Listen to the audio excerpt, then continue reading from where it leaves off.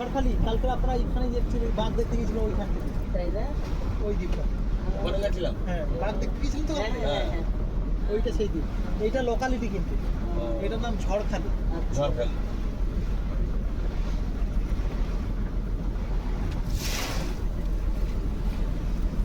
যে কোনো এখন বর্তমানে যে সমস্ত জঙ্গলগুলো আছে ভারতবর্ষ জুড়ে, আর তাদের ন্যাচারালিটি নেই। যে পরিমাণে মানুষ, আপনি দার্জিলিংয়ে যান, আপনি যেখানেই যান না কেন, মানুষ একটা ঘিঞ্জি মতো হয়ে গেছে। হ্যাঁ। সব জায়গায় আর যেন সেই তার বিউটিটা যেন হারিয়ে ফেলেছে। হারিয়ে ফেলেছে।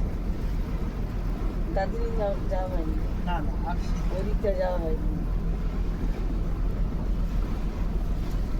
চেষ্টা হওয়ার পর প্রথম ট্রেন ধরে দেখলাম, তারপরে কলেজ, তারপরে এইখানে এই চলছে। এটা তো সরকারি চাকরি না, না। এমনি। এটা সরকারি চাকরি। এটা ওই আপনারা আসলেই হবে, না হলে হবে না। ও আচ্ছা আচ্ছা।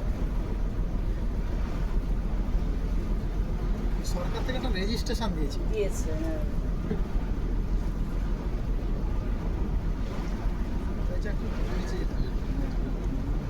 না মানে এটা হচ্ছে আমাদের বলা হয় এখানকার যারা গাইডের কাজ করবে, যারা শিক্ষিত বেকার ছেলে আছে তাদের ডাকা হয়, ডেকে তারা বলা হয় যে মানে এখানে গাইডের কাজ করতে যদি ইচ্ছুক হয় তারা একটা ফর্ম ফিল আপ করো।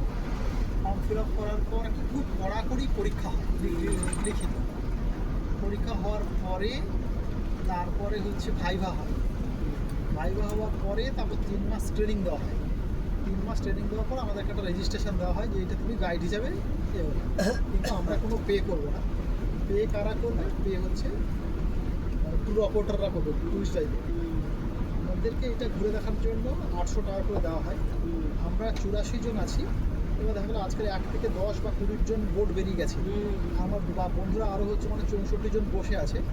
এটা সবার মধ্যে ইকুয়াল করে দেওয়া হয়। মানে হয়তো নেক্সট আবার কালকের 21 থেকে বেরোবে, আমি পেছনে যাবো। হ্যাঁ, যেদিন আসবে সে পয়সা পাবে, নাহলে পাবে না। সে 50 টাকা 100 টাকা হলেও সে পাবে। সে পাবে। হ্যাঁ,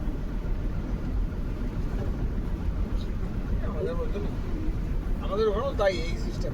হ্যাঁ আমাদের ওখানেও তাই ওই সিস্টেম। হ্যাঁ